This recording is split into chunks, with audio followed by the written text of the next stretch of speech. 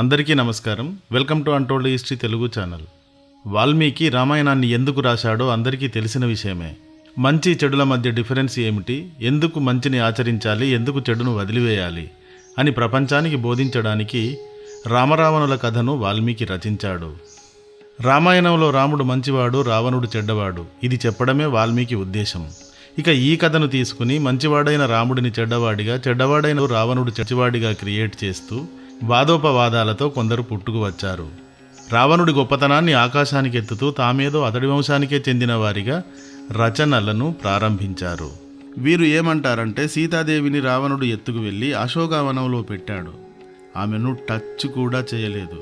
అన్ని రోజులు తన కంట్రోల్లో ఉన్న అతిలోక సౌందర్యవతి అయిన సీతను రావణుడు ముట్టుకోలేదు. అంటే రావణుడి నిగ్రహం ఎలాంటిదో చూడండి. స్త్రీల పట్ల అతనికి ఎంత గౌరవం ఉందో చూడండి. ఇతనే నిజమైన రాజు, అసలైన సంస్కారి. ఇక రాముడి విషయానికి వస్తే, రాముడు రావణవధ జరిపి సీతను తెస్తూ ఆమెను అనుమానించి అగ్నిలో దూకి శీలాన్ని నిరూపించుకోమని ఆర్డర్ వేశాడు. స్త్రీలంటే ఎంత చిన్న చూపో రాముడికి చూడండి. తను కట్టుకున్న భార్యతో 24 ఏళ్లకు పైగా కలిసి జీవించాక కూడా ఆమె క్యారెక్టర్ని అర్థం చేసుకోలేకపోయాడు, అనుమానించాడు. పరాయివాడి పంచలో ఏడాది జీవించావు కాబట్టి నీ శీలాన్ని నిరూపించుకోమని ఆమెను అవమానించాడు. ఆమెను అవమానించడం అంటే స్త్రీలోకాన్నే అవమానించాడు అని అర్థం కదా. ఇలాంటి రాముడే బ్యాడు, రావణుడే గుడ్ అని మేము అంటాం. తన ఆధీనంలో ఏడాది ఉన్నా అంతటి అద్వితీయమైన అందాన్ని టచ్ కూడా చేయని రావణుడే గొప్పవాడు. 24 ఏళ్ల కాపురంలో కూడా అర్థం చేసుకోలేదు కాబట్టి రాముడే నీచుడు అని రావణుడి ఫాలోవర్స్ అరుస్తూ ఉంటారు. ఈ వీడియోలో రావణుడు సీతాదేవిని టచ్ కూడా చేయలేదా, చేయనంత మాత్రాన అతడు గొప్పవాడా, రాముడు శీల పరీక్షను కోరటం తప్ప అనే విషయాలను గురించి చర్చ ఎలా ఉంటుందో చూద్దాం. ఈ విషయంగా మొట్టమొదటగా మళ్ళీ ఓసారి రిపీట్ చేసుకోవాల్సిన పాయింట్ ఏమిటంటే, రామరావణ కథ ఉద్దేశం మంచి చెడులకు మధ్య ఉండే వ్యత్యాసం, ధర్మాధర్మాల విచక్షణ, ధర్మం గెలుస్తుంది అని నిరూపించటం. కానీ రావణుడి ఫాలోవర్స్ కథ ఉద్దేశాన్నే రివర్స్ చేస్తారు. కానీ వాల్మీకి ఉద్దేశాన్ని రివర్స్ చేసే హక్కు వీరికి ఎక్కడిది? తర్వాత రావణుడు సీతమ్మ వారిని చెరబట్టేదాకా గొప్ప ఆదర్శ పురుషుడా, స్త్రీజాతి అంటే గౌరవ ఆదరణలు కలవాడా? అంటే రావణుడి గత చరిత్రను చూస్తే అతడు ఎలాంటివాడు అన్నది అర్థమవుతుంది. రావణుడు ఒకసారి తన తలలను ఒకటొక్కటిగా నరికి సమర్పిస్తూ శివుని కోసం తపస్సు చేస్తాడు. శివుడు ప్రత్యక్షమై చంద్రహాస ఖడ్గాన్ని ఇచ్చి మరొక వరం కోరుకో అంటాడు.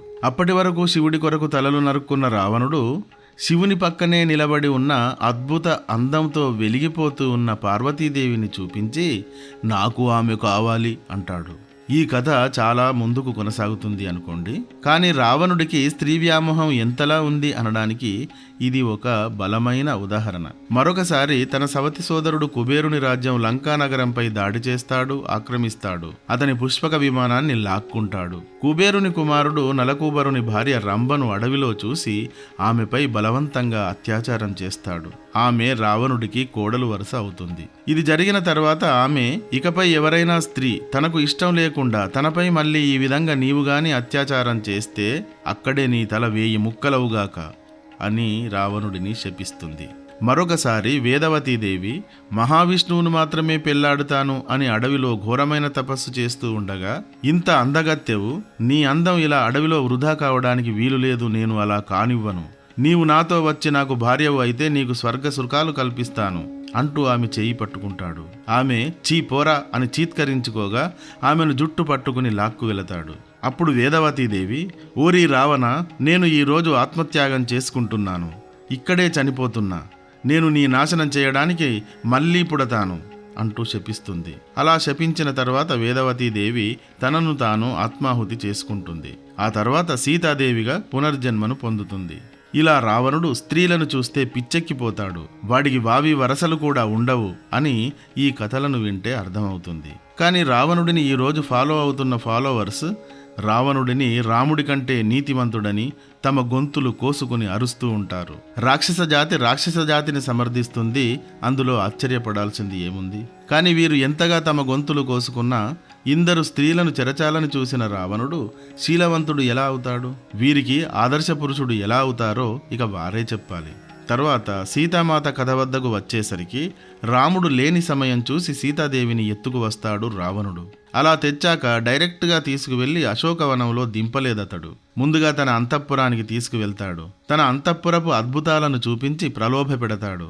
ఇక్కడ కొన్ని శ్లోకాలు ఇచ్చాను చూడండి. తత్రతాం అసిత అపాంగం శోకమోహ పరాయణం విదిదే రావణః సీతాం మయోమాయాం ఇవ అసురీం అని రామాయణంలో ఒక శ్లోకం ఉంటుంది. ఈ శ్లోకం అర్థం ఏమిటంటే సీతాదేవిని తన భవనంలో రావణుడు ఉంచాడు అని అర్థం. తర్వాత ముక్తాని సువర్ణాని వస్త్రాని అభర్ణాని చ యాతు ఇచ్చేతు తత్ ఏవ అస్సదేయం యత్ చందతో యదా అంటే బంగారం, ఆభరణాలు, ముత్యాలు, దుస్తులు లేదా అలంకారాలు ఆమె ఏవి పొందాలి అనుకుంటే వాటిని ఇవ్వండి అని ఈ శ్లోకం అర్థం.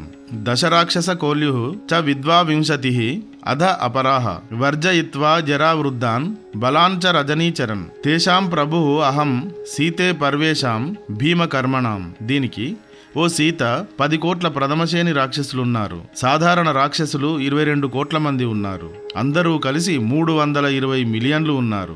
వీరందరికీ నేను ప్రభువును అని సీతతో గప్పాలు కొడతాడు. ఇలా తన డాబు దర్పం ప్రదర్శించి ఆమెను లొంగదీసుకోవాలని చూస్తాడు రావణుడు. కాని సీత అతడి ముఖం కూడా చూడదు. అశోక వనికా మధ్యే మైథిలి నియతాం ఇతి తత్ర ఇయం రక్షణతాం గూఢం యుష్మాభి పరివారిత అంటాడు. అంటే ఈ మైథిలిని అశోకవనం మధ్యకు తీసుకువెళ్ళి రహస్యంగా ఉంచి మీరంతా రక్షణగా ఉండండి ఆమెకు అని అర్థం. స్త్రీని టచ్ చేస్తే అంటే కామంతో టచ్ చేస్తే తల పేలి చస్తాడు కాబట్టి అతడు సీతమ్మను టచ్ చేయలేకపోయాడు. బదులుగా రకరకాలుగా ఆశలు చూపించి లొంగ తీసుకోవాలి అనుకుంటాడు. కాబట్టి తనంత తాను మారి ఇష్టపడి అంగీకరించేదాకా అడవిలో రాక్షసుల కాపలా మధ్య ఒంటరిగా ఉంచాడు. ఇప్పుడు ఈ కథంతా విన్నాక రావణుడిలో మంచితనం ఎక్కడ కనబడింది వీరికి?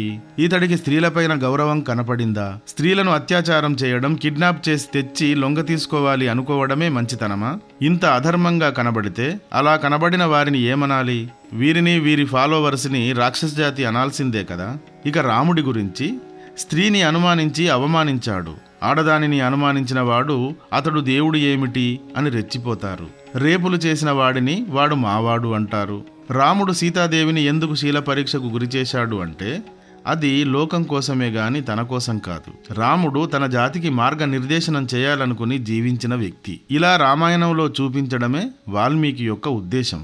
సీతాదేవి ఒక ఏడాది పాటు పరాయి పురుషుడు అధీనంలో ఉండి వచ్చింది అంటే ఆమె ఎంతటి అపవాదుని ఇతరుల నుండి ఎదుర్కోవాల్సి ఉంటుంది. ఆమె తిరిగి వచ్చాక ఆమె చుట్టూ చేరిన జనం ఆమెను ఏమని ప్రశ్నిస్తారు? రావణుడు ఎలా ఉన్నాడు, ఏమన్నాడు, నీవు వాడి బారి నుండి నీ శీలాన్ని ఎలా కాపాడుకున్నావు, ఏడాది పాటు వాడి వద్దే ఉండి వాడికి లోబడకుండా ఎలా ఉండగలిగావు, నీవు లోబడలేదంటే నమ్మవచ్చా? రావణుడు గతంలో అత్యాచారాలు చేసిన నేరగాడు, వాడి నుండి ఎలా బయటపడి వచ్చావు అని రకరకాలుగా గుచ్చి గుచ్చి అడిగే ప్రజలకు సీతమ్మ ఏమని సమాధానం చెబుతుంది, ఎంతని చెబుతుంది? ఈ దూరదృష్టి శ్రీరామునికి చాలా ఉంది. ఆమె రాముని భార్యగా, కోసల రాజ్యపు రాణిగా అందరి చేత గౌరవించబడాలి అంటే ఏం చేయాలి? అంతఃపురానికి రావడానికి ముందే ఏ వంకర బుద్ధి కుక్క సీతమ్మను ప్రశ్నించక ముందే వారి నోళ్లు మూయించే చర్యను తీసుకోవాలి కదా. అందుకే రాముడు ఆమె శీల పరీక్షను కోరాడు. ఇది ఎవరి కొరకు? సీతాదేవి కొరకే కదా. ఈ పరీక్ష జరిగిన తర్వాత సీతమ్మను ఏమన్నారు? సీతమ్మ అగ్నిపుత్రిక అన్నారు. అలా అగ్ని పునీత అయిన సీత ఒక దేవతగా మారి ఇంటికి వచ్చింది. లేదంటే ఆమె తలవాల్చుకుని రావాల్సి వచ్చేది. ఎందరికో సమాధానం చెప్పలేక శోకమూర్తి అయి వేసారిపోయేది. రాముడు తన రాజ్యంలోని ప్రజలు ఎలా ఉండాలో తన జీవితాన్నే ఉదాహరణగా చూపిస్తూ వచ్చాడు. స్త్రీల శీలం ఎంతో పవిత్రం అనే భావాన్ని ప్రజల్లో బలంగా రగిలించాలనుకున్నాడు. తరతరాలుగా ఈ విధానం అంతే బలంగా కొనసాగాలి అనుకున్నాడు. అందుకే శీల పరీక్షను కోరాడు రాముడు. రావణుడి భార్య మండోదరి శీలవతి కాదా? రావణుడి ఫాలోవర్స్కి భార్యలు లేరా? వారికి శీలం, మానం, మర్యాదలు అక్కరలేదా? అందుకే శ్రీరాముడు స్త్రీల శీలం గురించి అగ్ని పరీక్షను కోరాడు. దేశంలోని ప్రజలందరూ శీలం గురించి ఇప్పటికీ గౌరవ మర్యాదలతోనే ఉన్నారు. ఈ రెండూ వదిలేద్దామని ఎవరికి ఉంటుంది? రావణుడి ఫాలోవర్స్కి మాత్రం ఉంటుందా? సీతను గొప్పదానిని చేసింది అగ్ని పరీక్షే అని రామాయణంలో సీతమ్మ కథంతా విన్న తర్వాత అర్థమవుతుంది. ఈ గొప్పతనాన్ని కల్పించింది శ్రీరాముడే కదా. అందుకని నిక్కచ్చిగా చెడ్డవాడు రావణుడు, మంచివాడు రాముడు. నిజానికి రాముడు, సీత ఎవరు? మహావిష్ణువు, మహాలక్ష్మీదేవే కదా. వీరిద్దరూ ఎవరు? ప్రకృతి పురుషులు. మరి ప్రకృతి పురుషులు వేరు కాదు కదా, ఇద్దరూ ఒక్కటే. పురుషుని నుండే ప్రకృతి వచ్చింది. అంటే రాముడు సీత ఇద్దరూ ఒక్కటే. వారు ఆదర్శాన్ని లోకానికి పంచడానికి వచ్చారు. రావణుడు అనే అధర్మం లోకానికి అనర్థదాయకం. అందుకే రావణుడిని అంతం చేశాడు రాముడు వచ్చి. ఈ ధర్మాధర్మాల కథను చెప్పాడు వాల్మీకి. వాల్మీకి కథనే జూటా చేస్తున్నారు ఈరోజు రావణుడి ఫాలోవర్స్. మనకైతే రావణుడి ఫాలోవర్స్తో అస్సలు పని లేదు. ఇంకా ఈ దేశానికి శ్రీరాముడు చెప్పిన ధర్మమే అవసరం ఉంది. ఈ వీడియో కానీ నచ్చితే తప్పకుండా లైక్ చేయండి. ఇంతవరకు మా ఛానల్కి సబ్స్క్రైబ్ చేయనట్టయితే సబ్స్క్రైబ్ చేయండి. Thank you for watching.